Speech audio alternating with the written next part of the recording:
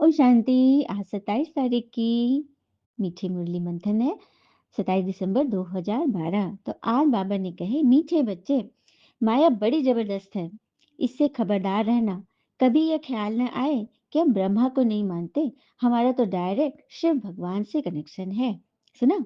माया बड़ी जबरदस्त है, किस रूप में आती है, ये बच्चों को उसकी पहचान होनी चाहिए। तो खबरदार है, जहाँ कमजोर कड़ी होगी माया वहां पे अटैक करेगी। तो कभी ये ख्याल ना आए कि हम ब्रह्मा को नहीं मानते, क्योंकि ब्रह्मा, लेखरा दादा, इस संस्था के फाउंडर, जिनके तन में भगवान आए हैं, तो भगवान किसके आधार लेकर आएंगे? भगवान तो है निराकार। तो निराकार को हम इन आंखों से, चर्म चक्षु से कैसे देख सकते हैं?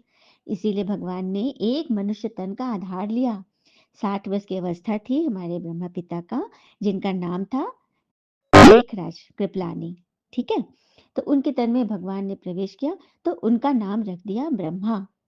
क्योंकि शास्त्रों में है ना, ब्रह्मा द्वारा सृष्टि की स्थापना, विष्णु जी द्वारा पालना और शंकर जी द्वारा विनाश। ये कर्तव्य तो सबको बताया है। ठीक है। तो परमात्मा जब उनके तन में प्रवेश किए, तो उनके द्वारा स्वर्ग की स्थापना करने के लिए आए हैं।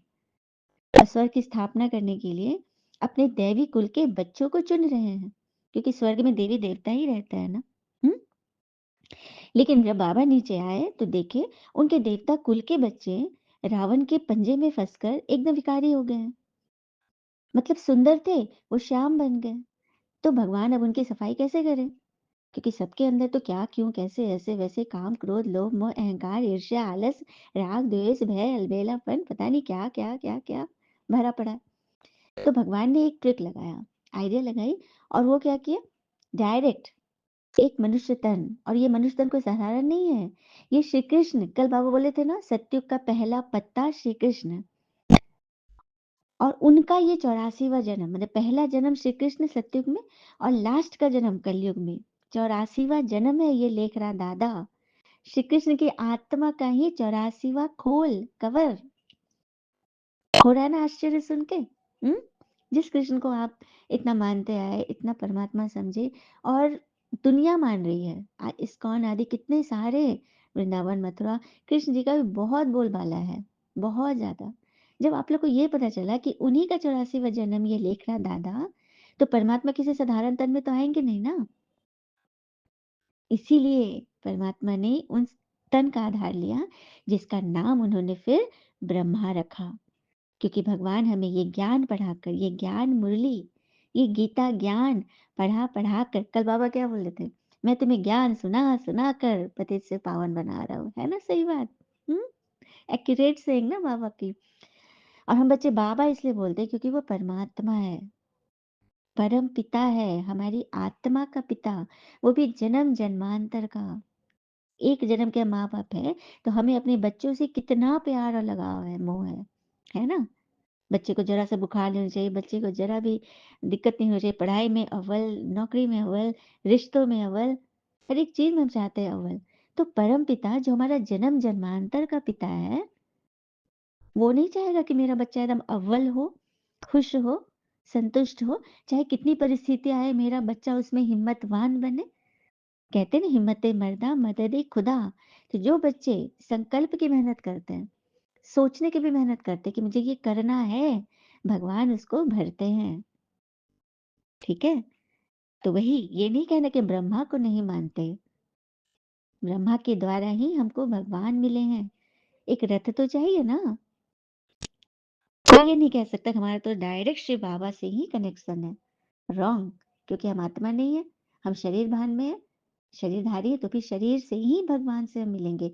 और भक्ति में भी यादगार है ना, शिव के मंदिर में जाते हैं, काशी विश्वनाथ हो, कोई भी मंदिर हो, शिवलिंग, ज्योतिर्लिंग, तो सामने एक बैल होता है, जिसे हम नंदी कहते हैं, बसहा बैल।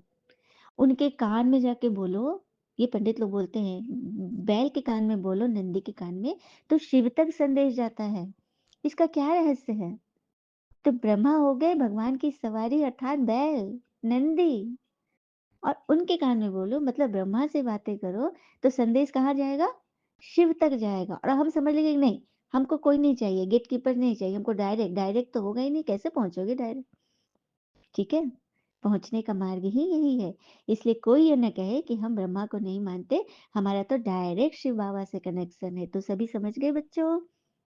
प्रश्न है आज का, किन बच्चों पर सभी का प्यार स्वतः रहता है? अब देखिए बाबा कह रहे हैं किन बच्चों का सभी पर प्यार स्वतः रहता है। उत्तर, जो पहले हर बात को स्वयं प्रैक्टिकल में लाते फिर दूसरों को कहते हैं, उन पर सबका प्यार स्वतः आता है। सही बात है। जो भी धारणा, बात करनी करानी है, वो पहले खुद को धारण करे। यदि जो निमित्त है उसके ऊपर तो बहुत बड़ी जिम्मेवारी है। बाबा ने अभी जिम्मेवारी का ताज रखा है जो दिखाई नहीं दे रहा है। सत्युग में हीरे जवाहर के ताज मिलेंगे, लेकिन संगम पे क्या मिला है? जिम्मेवारी का ताज। उन पर ही सबका प्यार स्वतः जाता है। इस पर राम जी की कथा सुनाऊंगी, त्रेता वाले हमारे राम जी का। ठीक है। जिस वक्त उनको दशरथ जी ने कह दिया था कि कल, पता है दशरथ जी ने क्यों कहा था? वो जब एक बार बाल झाड़ रहे थे, संवार रहे थे, तो आईना में उनको अपने कनपट्टी के पास उनको सफेद बाल दिखाई दिए। तो उन्होंने कैकई से कहा कि जो भी रानी थी, कौशल्या जो भी हो, कि मैं तो बुजुर्ग हो रहा हूँ, तो अब राजपाट अपने योग्य पुत्र को देना चाहिए। तो सभी माता ने कहा कि राम ही है योग्य पुत्र, और बड़े भी थे वो। तो बोले हाँ हाँ, कल सुबह मैं उनका राज्यभिषेक करूँ, इसलिए अभी जाके मैं उनको बता देता हूँ। और रात में ही राम जी को कह दिया कि कल तुम तैयार रहना, तुम्हारा राज्यभिषेक है। उनको पता चल गया। और इधर ये तो किसी को नहीं पता है, राम जी गए कैकेयी माता के पास। पता है क्यों गए? आइए सुनते हैं। और कैकेयी माता, क्योंकि कैकेयी को पता था दशरथ जी ने बात सभी रानी से किया था, सब बहुत खुश थे, प्रसन्न थी। तो राम जी कहते हैं कि माता, आपसे मुझे कुछ चाहिए। कैकेयी बोली बोलो राम, क्या चाहिए बच्चा? मेरा सब कुछ तो तेरा है। तो बोली कि सो, लेकिन ऐसी बात है माँ, जो जिसकी वजह से आपको बहुत सुनाया जाएगा, आप पर कलंक लगेंगे माँ। तो माँ बोलती है कि ऐसा कोई बात नहीं हो सकता जो मेरा बच्चा मुझे कलंक लगाए। फिर भी क्या बात है, बोलो। मैं वो राम जी आश्वस्त कर रहे थे कि नहीं, मुझे वो चाहिए जगत के उद्धार के लिए। तो पूछी क्या बात है? तो उन्होंने कहा कि कल मेरा राज्याभिषेक हो रहा है, तो आपको ऐसा करना है, भरत को आगे करना है, मुझे वनवास भेजना है। माता तो जैसे लगा कि एकदम क्या कह रहे हैं राम, वो तो एकदम रोने लगी, एकदम तड़प गई, ये क्या कह रहे हो? तो राम जी ने बहुत अच्छे से समझाया और बोला कि माँ, आप आपके द्वारा ही ये हो सकता है, आपका ही नाम अमर होगा, और आप मुझे बहुत उच्च पद दिला देंगी। तो आप क्या चाहती हैं? भविष्य में मैं सिर्फ राम दशरथ नंदन के नाम से जाना जाऊं, या जनजन नंदन के नाम से जाना चाहूं? आप क्यों मुझे इनकार कर रही हैं? आप चाहती ना कि मैं जनजन नंदन के नाम से गिना जाऊं? मैं समस्त भूगोल को, मुझे अयोध्या में परिवर्तित करना है, समस्त भूगोल को, या सिर्फ अयोध्या के भूगोल में ही मुझे सीमित रह जाना है? अयोध्या अर्थात जहाँ कोई युद्ध न हो माँ, मैं वो करने के लिए जा रहा हूँ। जब मैं जब आपने गुरुकुल में मुझे भेजा था पढ़ने के लिए, वहां पर गुरु वशिष्ठ ने जब मेरे से उन असुरों का नाश करवाया, मुझे तभी लगा कि ये वन तो जंगलों से भरा पड़ा है। तो माँ, मुझे आज्ञा दे दो उस वन में जाने की। मैं इस संसार को असुरों से विहीन कर दूंगा, लेकिन इसके लिए माँ आपको ये कदम उठाना पड़ेगा। माँ तो समझ में नहीं पा रही थी कि मैं कैसे क्या करूं। फिर राम जी आगे बोले हैं कि मैंने महान सूर्यवंश में जन्म लिया है माँ, मुझे, मेरा कर्तव्य है कि पूरे संसार को दुख से, चिंताओं से, भविष्य के अंधकार से मुक्त करूं। और कहते हैं ना, होई है सोई जो राम रचि राखा, के करी तर्क बढ़ावे शाखा। चाहे कोई कितना भी तर्क तर्क करे, लेकिन जो सच्चे राम चाहते हैं वही होता है। तो अंत में कैकेयी मानती है और कहती है कि मुझे राजमाता नहीं, राम की माता बनना ज्यादा अच्छा है। राजा अश्वपति और शुभ लक्ष्मण की यह बेटी कैकेयी, हो सकता है तुम्हें वह न दे जो तुम चाह रहे हो, लेकिन मैं राम की माता बनकर अपने राम की बात को जरूर मानूंगी। और कैकेयी ने फिर वो स्वांग रचा, जिससे कि त्रेता वाले राम मर्यादा पुरुषोत्तम राम बन गए, है ना? तो ये कौन बता रहा है ये बात? हमारे सच्चे सच्चे राम शिव बाबा, जिन्होंने अपने आशीर्वाद से सभी को इतना मर्यादा पुरुषोत्तम बनाया, और वही बनाने वो आए हैं।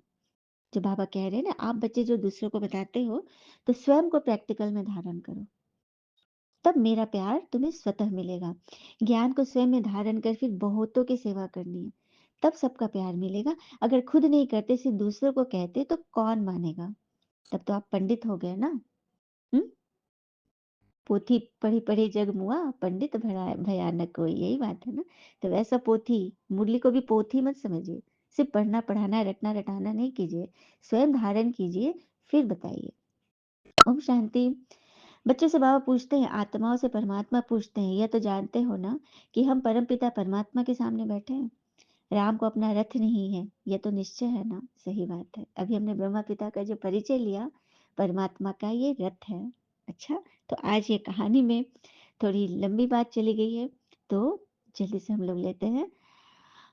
भक्ति मार्ग में ढेर कथाएं बना दी हैं, लेकिन वो कथा जो है ना, वो सच्ची है। उसे जीवन में उतारे, तभी वो सच्ची बन पाएगी। ठीक है। और जब लड़ाई पूरी हो जाएगी, तब ट्रांसफर होगी। कहाँ जाना है हमें? विष्णुपुरी में, स्वर्ग में जाना है ना। परंतु माया तो किसको भी नहीं छोड़ती, छुई मुई बना देती है, बिल्कुल गिर जाते हो, ऐसा गिरते हैं कि बस बात मत पूछो। तुम बच्चे समझते हो हम अभी रिटर्न होते हैं, दुख धाम से सुख धाम में जाते हैं, तो उनको याद करना है ना। हाँ, सृष्टि का चक्र कैसे फिरता है, ये सब तुमको पता है। हाँ। फिर बाबा बोले लास्ट में महाभारी महाभारत लड़ाई गाई हुई है, जिसमें तुम्हारी जीत होगी। किसकी? पांडवों की जीत होगी। जो भगवान के राह पे चलते हैं, जिसके भगवान साथ है, वो पांडव है। और श्री कृष्ण ने हथियार नहीं उठाया था ना, अस्त्र कहा था ना, मैं साथ जरूर दूंगा, लेकिन शस्त्र नहीं उठाऊंगा। उसी तरह भगवान हमारा साथ दे रहे, से ज्ञान सुनाने में। धारणा नहीं कराएंगे भगवान, एक एक बच्चे को अलग अलग से नहीं पढ़ाएंगे। ठीक है। अब इसमें जो बच्चे पढ़ेंगे पढ़ाएंगे, वो आगे बढ़ेंगे, भगवान का प्यार लेंगे। अच्छा। मीठे मीठे बच्चों प्रति भगवान की नमस्ते। हम बच्चों के भी प्यारे बाबा को नमस्ते। धारणा के लिए मुख्य सार पहले पर, बहुत रॉयल्टी से मीठा होकर चलना है। शांति और सुख का टावर बनने के लिए बहुत कम और मीठा बोलना है। मूवी की प्रैक्टिस करनी है, टॉकी में नहीं आना है। जब भी बातें मन फंसता है, तो क्या करना है पता है? किस चीज में जाना है हमें? हमें जो कुछ भी कोई कहता है, अच्छे के लिए कहता है। बुरा वक्त इसलिए आता है ताकि हम अच्छे वक्त की कीमत जान सकें।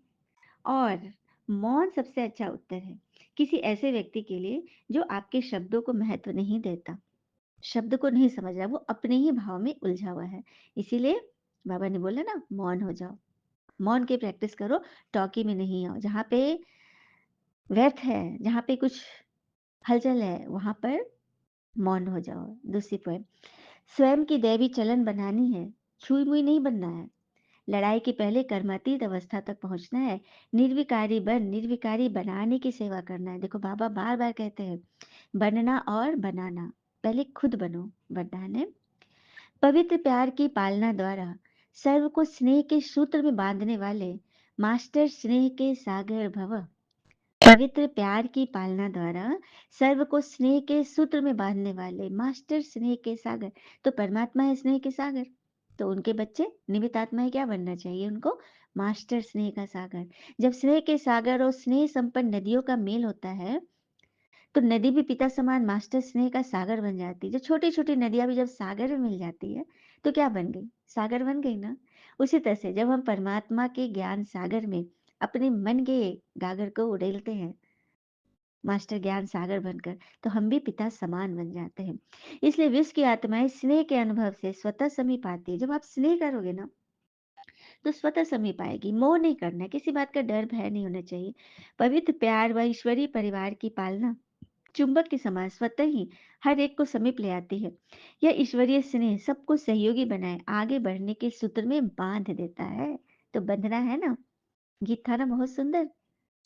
बांध लो प्रभु को स्नेह की डोर में, बंध कर वो फिर कहीं न जाए। है ना? तो ऐसे स्नेह के सूत्र में ईश्वर को बाँध लीजिए। वो बंधने के लिए तो आया है। स्लोगन, संकल्प, बोल, समय, गुण और शक्तियों के खजाने जमा करो, तो इनका सहयोग मिलता रहेगा। क्या जमा करना? सबसे पहले संकल्प, हमारी सोच, हमारी थॉट, उसको क्लीन करें।